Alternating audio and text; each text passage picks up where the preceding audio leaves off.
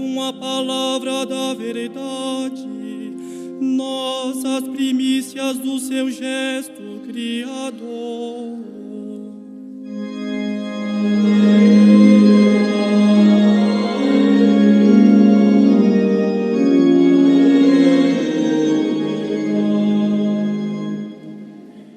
O Senhor esteja convosco. Proclamação do Evangelho de Jesus Cristo segundo Marcos.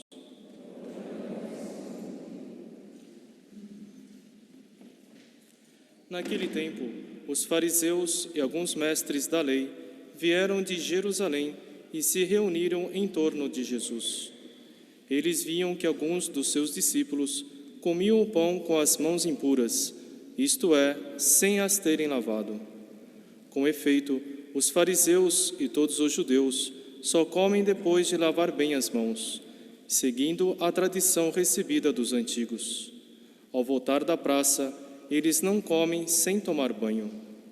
E seguem muitos outros costumes que receberam por tradição, a maneira certa de lavar copos, jarras e vasilhas de cobre. Os fariseus e os mestres da lei perguntaram então a Jesus: por que os teus discípulos não seguem a tradição dos antigos, mas comem o pão sem lavar as mãos? Jesus respondeu: bem profetizou Isaías a vosso respeito, hipócritas, como está escrito: este povo me honra com os lábios, mas seu coração está longe de mim. De nada adianta o culto que me prestam, pois as doutrinas que ensinam são preceitos humanos. Vós abandonais o mandamento de Deus para seguir a tradição dos homens. Em seguida, Jesus chamou a multidão para perto de si e disse: escutai todos e compreendei. O que torna impuro o homem não é o que entra nele vindo de fora, mas o que sai do seu interior. Pois é de dentro do coração humano que saem as más intenções, imoralidades, roubos, assassínios, adultérios, ambições desmedidas, maldades, fraudes, devassidão, inveja, calúnia, orgulho, falta de juízo. Todas estas coisas más saem de dentro e são elas que tornam impuro o homem. Palavra da salvação.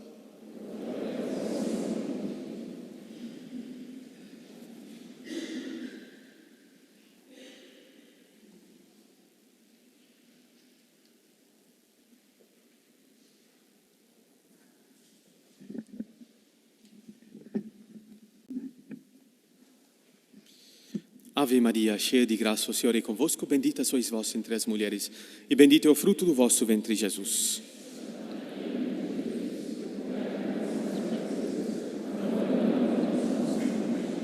Queiram sentar-se, por favor.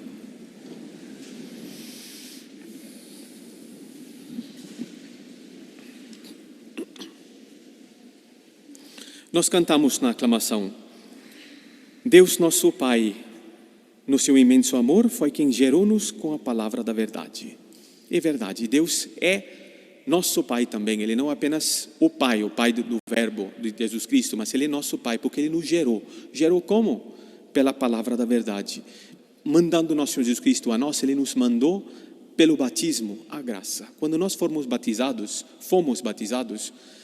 no momento em que o sacerdote derramou a água sobre as nossas cabeças e disse: eu te batizo em nome do Pai, do Filho e do Espírito Santo, entrou em nossa alma uma vida nova, que é a vida sobrenatural, a vida da graça, que nos elevou. A graça eleva o ser humano, criatura inteligente, animal, racional, a um estágio muito superior, porque a graça nos faz participantes da vida de Deus. Aliás, é a definição da graça, uma participação criada da vida incriada de Deus. Portanto, nós portamos de nós esta vida nova. É o que São Tiago diz na carta dele: irmãos bem-amados, todo dom precioso e toda dádiva perfeita vem do alto, descem do Pai das luzes. Ele, Deus Pai, nos fez participar. Nós somos filhos de Deus, filhos por adoção, mas filhos. Portanto, nos faz participar da vida dele. Ora, São Tiago continua: de livre vontade Ele nos gerou pela palavra da verdade, a fim de sermos como que as primícias de suas criaturas. Portanto, recebei com humildade a palavra que foi implantada em vós. E aí São Tiago diz uma coisa muito importante. Todavia, sede praticantes da palavra e não meros ouvintes. Então é possível receber a palavra de Deus, receber a graça de Deus e depois ser um mero ouvinte e não um praticante da palavra. E São Tiago diz, não meros ouvintes, enganando-vos a vós mesmos. Portanto, quem é mero ouvinte está se enganando a si mesmo. Com efeito, etc, etc. E ele termina, não se deixar contaminar pelo mundo. Aí está. A liturgia de hoje se cifra nisto, não se deixar contaminar pelo mundo. Por quê? Porque a pessoa, o ser humano, depois de receber a graça de Deus, entretanto, nós continuamos com os efeitos do pecado original. E São Paulo disse, eu sinto-me duas leis. Muitas vezes as nossas paixões, a nossa sensibilidade nos quer levar num sentido que é contrário à boa razão, à razão iluminada pela fé. E nos sentimos duas leis dentro de nós. Aquilo que nós sabemos que é mandamento de Deus, porque todo mundo tem consciência, mas aquilo que nós queremos fazer apesar daquilo. E por isso no Salmo nós cantamos, Senhor, quem morará em vossa casa? Quem morará na casa de Deus? É aquele que caminha sem pecado e pratica a justiça fielmente, que pensa a verdade no seu íntimo e não solta em calúnia a sua língua, etc, etc. Não empresta, não prejudica o seu irmão, não cobra o dinheiro, ou seja, pratica os mandamentos de Deus. Ora, a verdadeira religião é uma só. E, entretanto, tudo o resto é falsa religião. E todos os homens, todas as mulheres, todos nós seres humanos, nós temos, por causa do pecado original, um desejo de sempre estar falseando a religião do verdadeiro Deus. Por quê?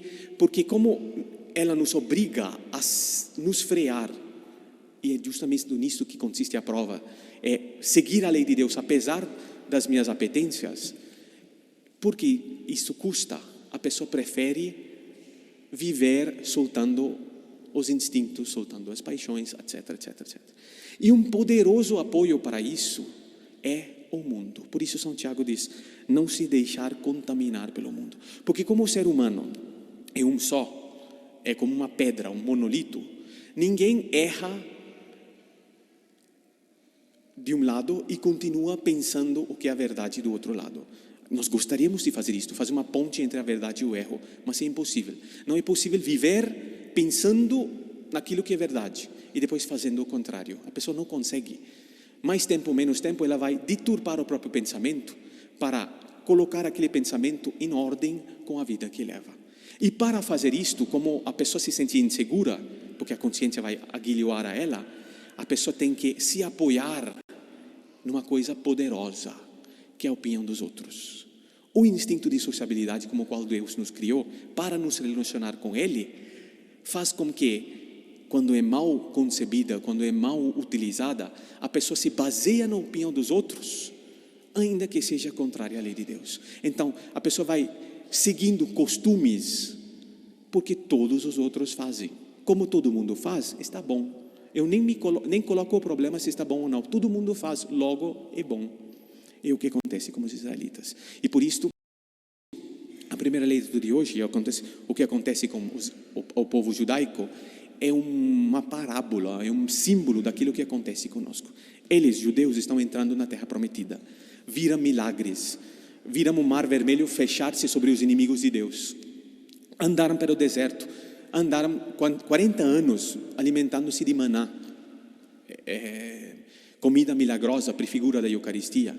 Milagres e mais milagres. Entraram na terra prometida e Moisés diz para eles, agora Israel, ouve as leis e os decretos que vos ensino a cumprir, para que fazendo-o vivais e entreis na posse da terra prometida. Praticando a lei de Deus, eles vão viver. E não só viver espiritualmente, mas vão ter a posse da terra prometida, até materialmente serão felizes. Moisés continua, nada acrescenteis, nada tireis à palavra que vos digo. Por que ele diz isto? Porque ele sabe que a natureza humana gosta de acrescentar coisas à lei de Deus, de tirar coisas à lei de Deus, e no fundo mudar a lei de Deus para fazer com que fique uma lei mais adaptável à minha consciência, aos meus apetências, às minhas manias, do que ser a própria lei de Deus.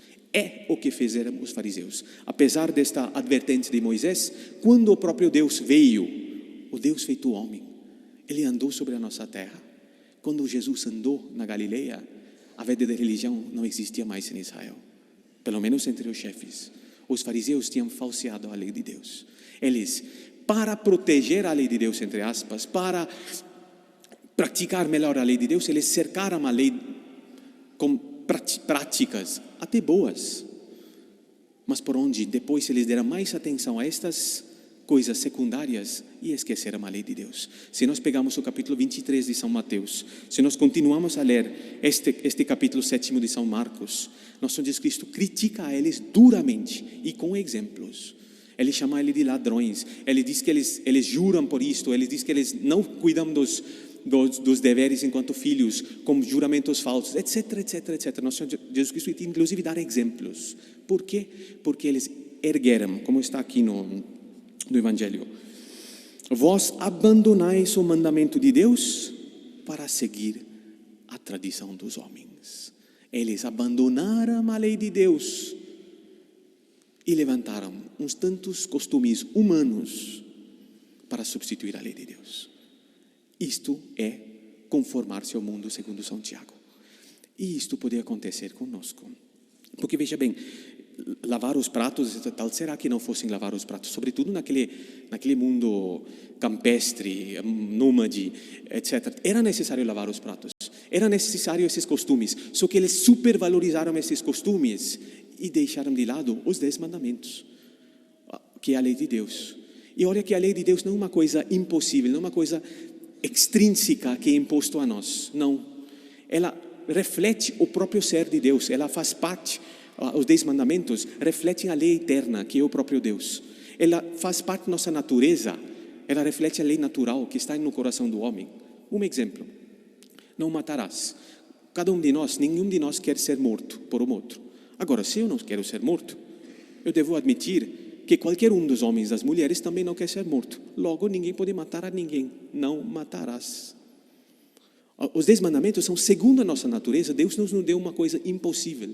Ele nos deu uma coisa que, seguindo o qual nós vamos fazer aquilo pelo qual nós fomos criados. Portanto, torna a vida até mais fácil na terra. Não mentirás. Se o mundo cheio, uma cidade cheia de mentirosos, como que a pessoa vai ter paz de alma? Vivendo cheio, você nunca sabe se o outro está dizendo a verdade ou não. Não mentirás. Se todo mundo é veraz. E assim por diante. Ora, quando a pessoa quer seguir suas paixões, ela precisa se apoiar na opinião do mundo, como fizeram esses fariseus. E nós? Aí vem a pergunta para nós. E nós? Alguém vai dizer: não, eu não estou seguindo nenhuma lei ritual aqui dos fariseus sobre lavar pratos, etc. Será que o mundo de hoje não tem costumes e mais costumes que ficaram leis? É natural, o ser humano vai... O costume que é seguido com muito tempo vira lei. É normal isto. Será que eu, na minha vida espiritual, na minha casa, não estou seguindo outras leis também, junto com a lei de Deus, em alguns momentos? Melhor, seguiu a lei de Deus em alguns momentos e sigo a lei do mundo em outros momentos? É a pergunta que a liturgia de hoje nos faz. Porque nosso Senhor Jesus Cristo usa um apelido bem forte. Bem profetizou Isaías a vosso respeito, hipócritas. Quem faz isto é hipócrita. Pode ser que a pessoa vá... Eu estou falando dos bons, Não estou falando das pessoas afundadas no pecado. Estou falando dos que se professam católicos, que praticam, digamos, entre aspas, vão para a igreja, podem ir para uma novena, podem rezar não sei o quê. Então a pessoa tem umas tantas práticas religiosas e depois deixa a lei de Deus ao lado. Como vai tal coisa? Não, eu sou muito religioso, eu rezo, sei lá, consagração ao São Rafael todo dia. E aí? E a lei de Deus? Onde é que fica? Hipócrita. Exemplo. Vou dar um exemplo num campo distinto. A moda. todo mundo, imagine uma senhora que ganhou de um antepassado dela um vestido de veludo lindíssimo, de um veludo bonito, cor linda. Dizia que ela gostaria de usar este vestido, porque, claro, o gênero feminino, ademais, gostaria de se apresentar com muita beleza, com muita atratividade diante dos outros. Dizia que ela gostaria de usar isto. Entretanto, cada uma ponha-se no lugar desta mulher hipotética e nós vemos que ela não vai usar este vestido. Por quê? Porque ela sente que usando um vestido bonito, longo, etc., é diferente do como se veste hoje em dia. Hoje em dia tem que se vestir com uma lona suja, desfiapada, aí fica bem, todo mundo vou estar aceito bem pelos outros. Estou vendo várias pessoas assim, rindo, se cutucando. É isso. Se eu me visto, uma senhora se veste num vestido bonito, lindo, ela vai ficar fora do conjunto. E isto de ser fora do conjunto dói. Agora, isto acontece não só na moda. Eu falei de gênero feminino, posso falar de gênero masculino. Nunca esqueço, nunca vou parar de repetir. Aquela moda, graças a Deus, desapareceu, dos homens andarem com o cabelo todo espetado. Coloca uma gosma qualquer na cabeça, por onde todos os cabelos estão espetados, como se o sujeito tivesse tirado um choque elétrico. E aí, por mais que é feio, a pessoa faz, porque todo mundo faz. Agora, isso acontece também com a lei moral. Com a lei moral. Como aquela lei sem o qual, se a pessoa não seguir a ela, não vai para o céu.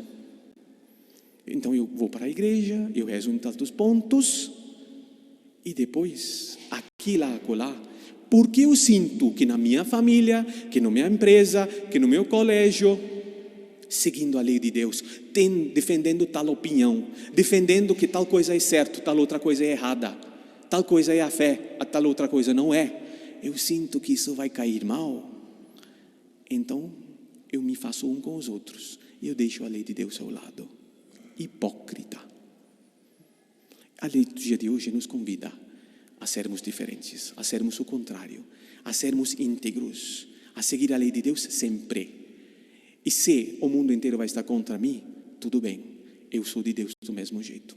Não há como fazer uma ponte entre Deus e entre o demônio, o mundo e a carne. Os dois são opostos, são antitéticos. A liturgia de hoje nos convida a um bom exame de consciência e não precisa muito esforço, não.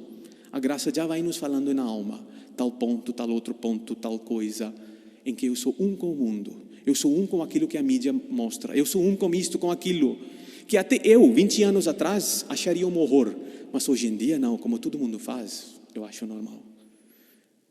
Pode ser até, acontece com nós confessores, às vezes chegam pessoas até no confessionário e dizem, ai padre, tal coisa, mas sabe o que é? Não todo mundo faz, né? Dá vontade de dizer, então muda. Só tem 10 mandamentos, o primeiro mandamento do Senhor não é amarás ao Senhor teu Deus com toda a tua alma, é amarás o mundo com toda a tua alma.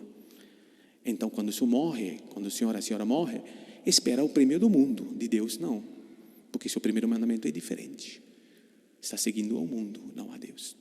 Aqui em São Paulo, houve um menino, dotado de graças, dons.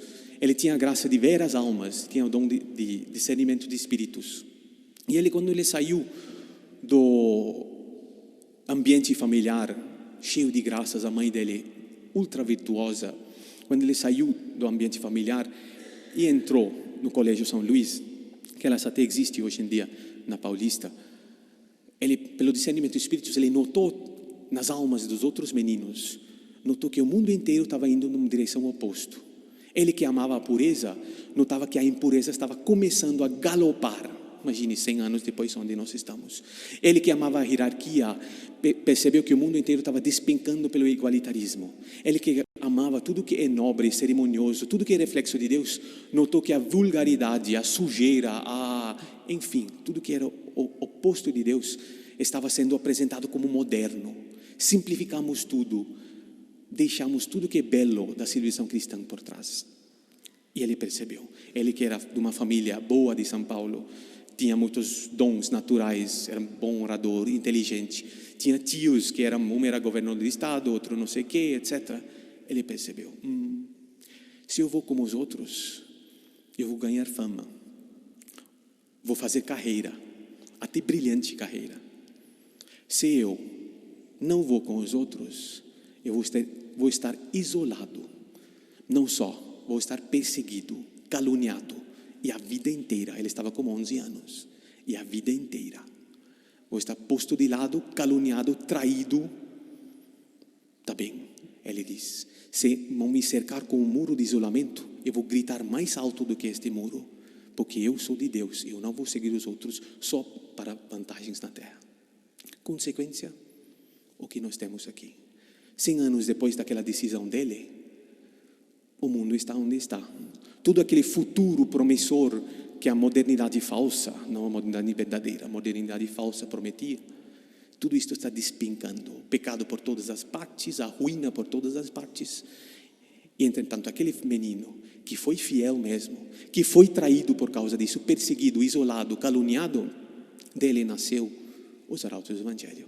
Nós estamos aqui, todas as graças que recebemos, toda esta beleza que é reflexo da graça, nasceu deste menino, Plínio Correia de Oliveira. Por quê? Porque ele soube seguir a liturgia de hoje. Ele nasceu numa família que era até uma família mais tradicional. E ele percebeu que a família dele e os meios dele, que eram mais tradicionais, ele, pelo discernimento dos espíritos, ele diz, o mundo inteiro é como um navio que está indo numa direção. Alguns estão na proa do navio, querendo a falsa modernidade, querendo tudo quanto é igualitarismo, impureza, etc, etc, etc, querendo aquilo.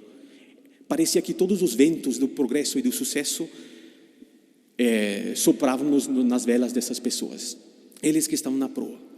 Os meios dele, que pareciam mais católicos, etc., estavam no fundo do navio, olhando para o cais, chorando, abanando o lenço, jogando beijos para o cais da virtude, da tradição. E, entretanto, eles estavam no mesmo navio. O navio ia na mesma direção. Eles não estavam na proa, querendo. Eles estavam com saudades daquilo que desaparecia. Mas eles seguiam o mesmo caminho do navio. Ele diz, não vou ficar na proa jamais, mas ficar na popa também é seguir o mesmo caminho dos outros, apenas com certas reticências, com certas saudades. Isto não é seguir a nosso Senhor Jesus Cristo. Ele diz, eu decidi sozinho pular na água e nadar sozinho até o cais. É o que ele fez. Contrariou o mundo inteiro, pulou na água, nadou sozinho até o cais. A consequência é isto que nós vemos aqui. E o convite para cada um de nós. Quem segue a liturgia de hoje, nesta pessoa, quem segue esta liturgia, este dá frutos verdadeiramente, não só para si, mas para o mundo inteiro. Este produz frutos. Por quê? Porque como não rompe com Deus, Deus não rompe com ela. Louvado seja nosso Senhor Jesus Cristo.